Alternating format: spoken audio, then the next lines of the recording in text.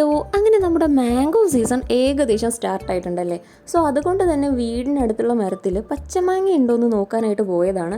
But നോക്കിയപ്പോൾ അത്രയ്ക്കൊന്നും ഉണ്ടായിരുന്നില്ല. ആദ്യം പച്ചമാങ്ങ ജ്യൂസ് ഉണ്ടാക്കാനായിരുന്നു പ്ലാൻ ഉണ്ടായിരുന്നത്. ബട്ട് ആകെ അല്പമെങ്കിലും വലുതായിട്ടുള്ള മാങ്ങ ഉണ്ടായിരുന്നത് ഈ ഒരെണ്ണം മാത്രമായിരുന്നു. സോ ബാക്കിയെല്ലാം കുഞ്ഞു കുഞ്ഞു മാങ്ങയായിരുന്നു. സോ അപ്പോഴേക്കും പ്ലാൻ ചേഞ്ച് ആക്കിയിട്ട് ഉപ്പും മുളകും കൂട്ടി കഴിക്കാമെന്ന് വിചാരിച്ചു. ആൻഡ് ഈ നിൽക്കുന്ന മാങ്ങയൊക്കെ കുറച്ചും കൂടി വലുതായിട്ട് വേണം പച്ചമാങ്ങ ജ്യൂസ് ഒന്ന് ഉണ്ടാക്കാനായിട്ട്.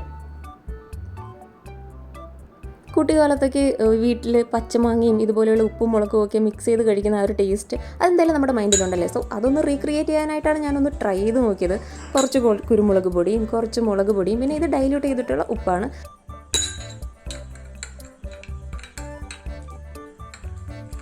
അങ്ങനെ ഈ 3 ഇൻഗ്രീഡിയൻസും കൂടി നല്ല രീതിയിൽ മിക്സ് ചെയ്തെടുത്തു. അത് കണ്ടപ്പോൾ തന്നെ നല്ല രീതിക്ക് കൊതിയായിട്ടുണ്ട്. ഞാൻ ആദ്യം ജസ്റ്റ് എടുത്തോട്ട് കഴിച്ചു നോക്കി. ബട്ട് കഴിച്ചു നോക്കിയപ്പോഴാണ് എന്തോ എവിടെയോ ഒരു മിസ്സിങ് പോലെ, ഒരു ടേസ്റ്റ്, പഴയ ഒരു ടേസ്റ്റ് വരാത്ത പോലെ.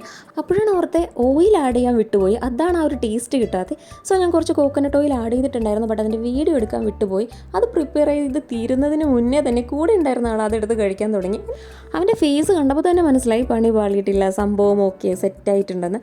അങ്ങനെ ഞാനും അതൊന്ന് ജസ്റ്റ് ടേസ്റ്റ് നോക്കിയപ്പോൾ തന്നെ സൂപ്പർബായിരുന്നു. പഴയ ആ ഒരു നൊസ്റ്റിക് ഫീലും അതൊക്കെ നല്ല രീതിയിൽ കിട്ടിയിട്ടുണ്ട്. എന്തായാലും സംഭവം അടിപൊളിയായിരുന്നു. ബട്ട് ഈ കുഞ്ഞു മാങ്ങ ആയതുകൊണ്ട് അത്യാവശ്യം പുളി ഉണ്ടായിരുന്നു.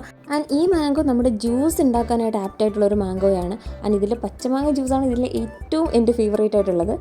എന്തായാലും ഇത് അടിപൊളിയായിരുന്നു. നമ്മുടെ ഉപ്പും മുളകും ഈ ഓയിലും കൂടി ആഡ് ചെയ്തിട്ടുണ്ടായിരുന്നു. ഈ പച്ചമാങ്ങ പിക്കിൾ അടിപൊളിയായിരുന്നു. അപ്പോൾ ബൈ.